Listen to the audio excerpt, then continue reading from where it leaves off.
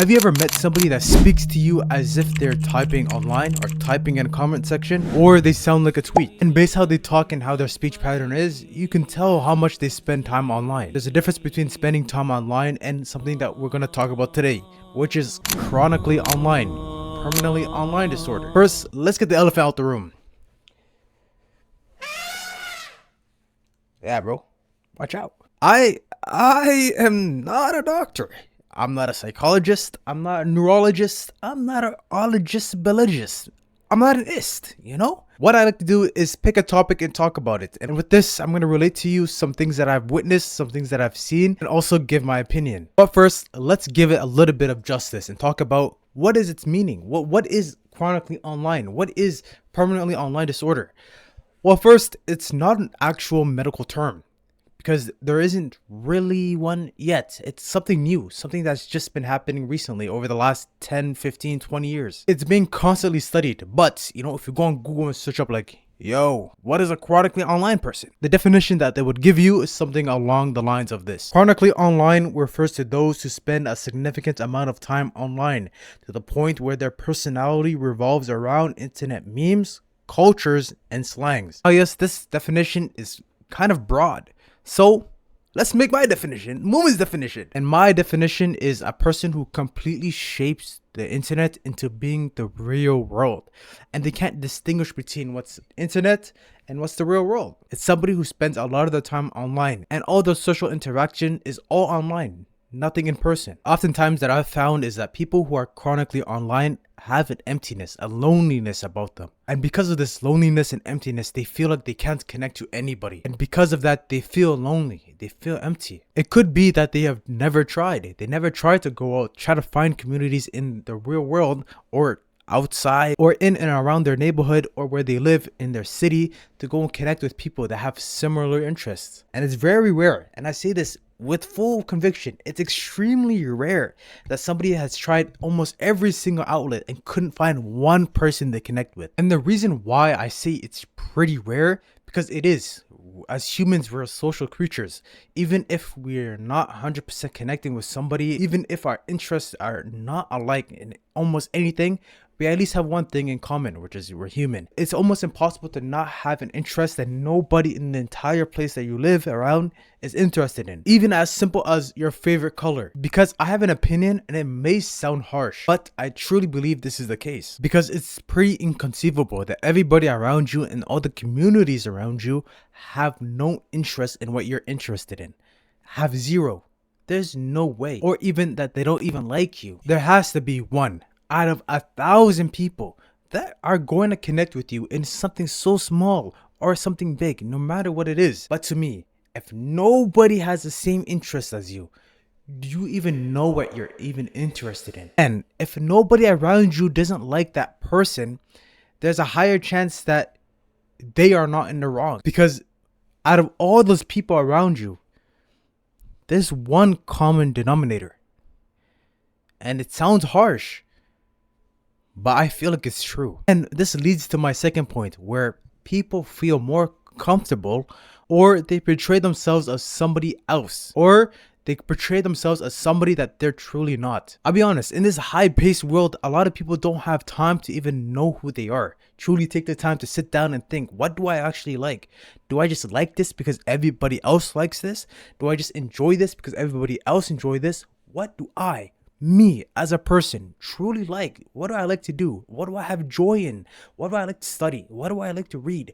What do I like to do? But people don't like to reflect on themselves. So what they do is they create a fake image, create a perfect persona that they think that people will accept and people will like and that they have interest in. And instead of trying to find who they actually are and be comfortable in themselves, it's sort of like a mask that they put on, and they label that mask as themselves. And one of the most common ways that they can do that is doing it online, because online you can never show your face.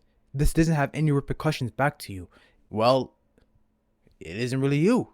They don't know who you are. They don't know who you are in person. And now, this isn't limited just to being online. This happens in the real world. People fake who they actually are. But people who are chronically online, they are like this online. Not only in person, but online. And I feel like that's what chronically online means. It's something very similar to when I made the video about internet thugs, gangsters of the internet. It's a very similar thing where they think that they're a gangster because they can act hard online and have no repercussions because they are anonymous. Because to be honest, it just sounds like they're playing GTRP all the time. And no, I'm not ignorant in the fact that people find themselves easier to be accepted online, because in online there's a lot more people you can connect with. So many people across the world that 100% at least one person has the same interest as you. But there is a lesson in that people are not going to have the same opinion as you, and people are not going to tolerate a lot of things like you. And I feel like that's a very human thing that we need to learn, because this might sound harsh, but it's true, man. The world doesn't revolve around me, doesn't revolve around you, doesn't revolve around anybody. The moment we die, 1 minute is still a minute. If there was no humans on Earth, the Earth will still be moving as if nothing happened. Earth is not going to break down and die just because there's no humans on it. We don't run the Earth. The Earth just consistently runs, and we're just chasing it. And the most common places that people who are chronically online are at are two things. One out of the two most common places where people who are chronically online are at is Discord. Because in Discord, there's so many communities and servers that you can join based on your interests. And because of Discord, you can still be anonymous, where you can act whoever you like. You can be a cool guy in this server, you can be a lousy guy on this server, you can be a funny guy on this server, you can be anything. Bro, you could be a girl and get free League of Legends skins. And in these servers and in these communities, you'll find people who are there all day, every day, Monday to Monday, almost as if the only time they're not there is when they're asleep. So much so that their only communication that they ever have with people is online. They don't interact with anybody in person. Not even the delivery person when somebody drops off their pizza. They wait for them to drop it off in front of the door and walk away and drive away for them to even go get it. Where oftentimes this leads to drama or cyberbullying online. And because that they're anonymous, they will say things that they never will say in person. Just like I talked about with Internet Thug. Link to that video would be the pinned comment down below if you're interested. And now, I'm not going to sit here and say, yo, cyberbullying doesn't exist. But... you know what I mean? But to people who are chronically online, cyberbullying is huge. It's ginormous to them because online, that is their real world. So it's as if they're getting bullied in real life. Bro, just log off. But also just to point out, like, just because you use Discord, you're not chronically online or anything. Like, I'm just saying people who are constantly on there. You know what I mean? Yeah, you guys are smart. You guys are very smart people, man. And the second spot is Reddit. Now you might be surprised. Why Reddit? And Reddit is not the same as it is on Discord. It's not as if you're making a persona or anything, but it's mostly opinions where people share controversial opinions or fake life stories for validation, with people commenting or giving them an upvote. And once again, this is just a small percentage of people who do that. Majority of people who use Reddit are probably cool. But with chronically online, there's a lot of issues that happen. And I feel like there's a lot of health risks. And what I mean by health risk is mental health or psychological health, where people are so addicted to being online that it ruins their own life outside of online. It ruins their actual life. People don't go to work, people don't get a job, people try to just be at home all day without moving, without leaving their room. So, yeah. Basically, what I'm trying to say is, yo, moderation is key. And if you relate to this and you feel like you're part of this as well, hey, I suggest, yo, take a step back. Delete social media. It might sound like, oh man, look at this guy, man. This guy, delete social media, delete social media. Hey, have you tried it? I say you delete it. You'll see how much your life does change and how your perspective of life changes. You will get to meet people, actually see people. And when you're talking to somebody, you're not thinking of anything else but just talking to that person. You're actually connecting with somebody, which is something that we're missing today, because there's a lot more people who are addicted to the internet and that they think that they aren't addicted, just like any addiction. So yeah, legitimately touch grass, or here is winter, so I touch snow, I guess.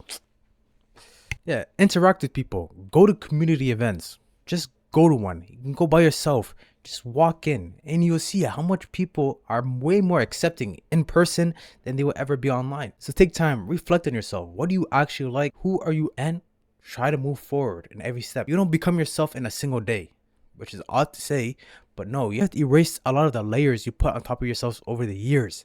And over time, you'll find who you actually are. Before I end this video off, I still have to keep talking about what's happening in Palestine and all my brothers and sisters that's been going through it over there. Remember, there's always going to be a donation link in my description, or donate to any of your trusted sources that you have. Also, what's been going on in Sudan and all across the world, please continue to spread their awareness. Please continue to support these people. All injustice is injustice. No matter what culture, what religion, or what belief you have, injustice is injustice. So I hope you have a good one, and this might be my last episode until Ramadan. So if it is, Ramadan Mubarak. Assalamu alaikum.